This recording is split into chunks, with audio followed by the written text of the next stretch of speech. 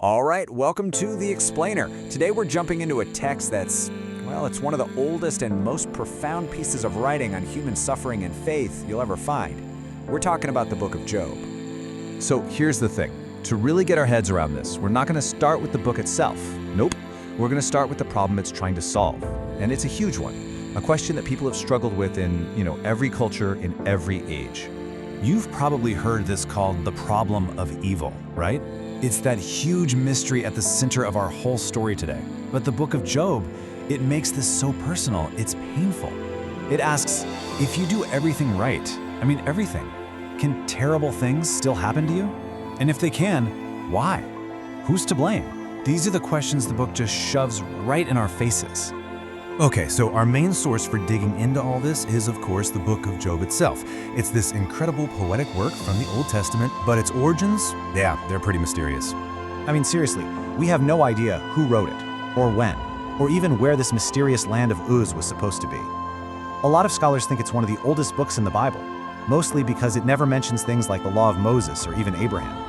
But what we do know is that it's what's called wisdom literature. It's written as Hebrew poetry, which is fascinating because it doesn't rhyme words, it rhymes ideas.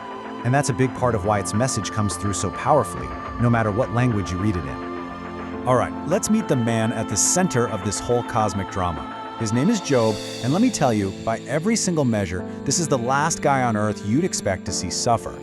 And the story makes this crystal clear right from verse 1. This is so important. There's no mystery here about whether Job is a good guy. The text flat out tells us he's the poster child for righteousness.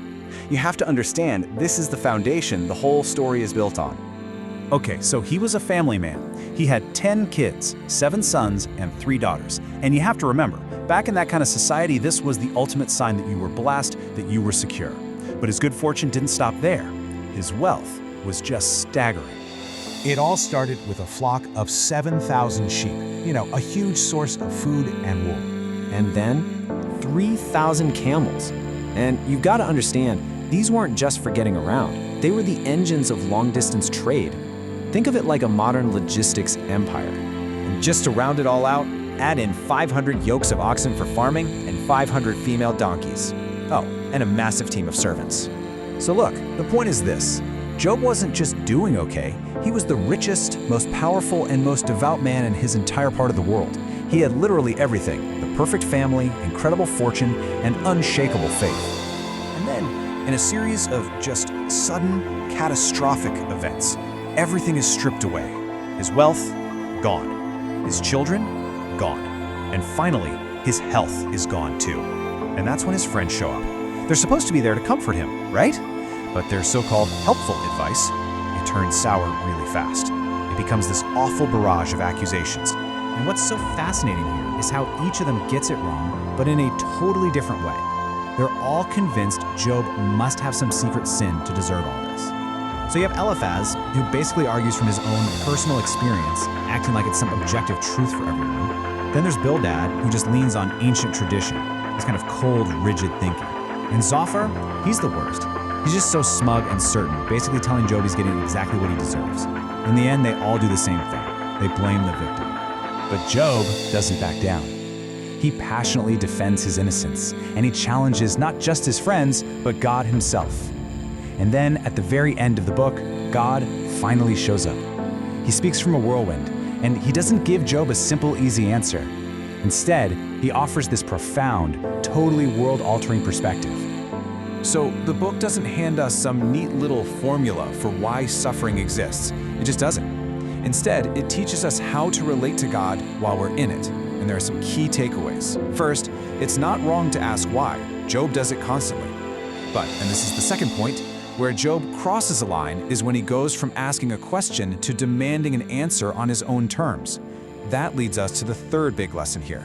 Our tiny, finite minds, we just can't grasp the infinite. We can't see the whole picture. And that leaves us with the final takeaway. Our job is to trust God, even, maybe especially, when he is silent and we can't understand a thing. And this all points to a really, really profound idea. Think about it. Job's most powerful, most direct encounter with God doesn't happen after he's healed and everything's okay again. It happens while he's still covered in sores, sitting in a pile of ashes, having lost absolutely everything. The book seems to be telling us that suffering isn't just some horrible obstacle we have to get through to get back to God.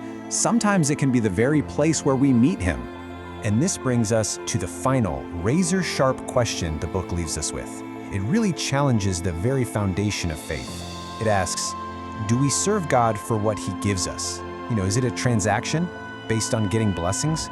Or do we serve God for who He is, trustworthy and in control, even when we are surrounded by pain that makes no sense at all? That is the question the book of Job leaves echoing through thousands of years right down to us today.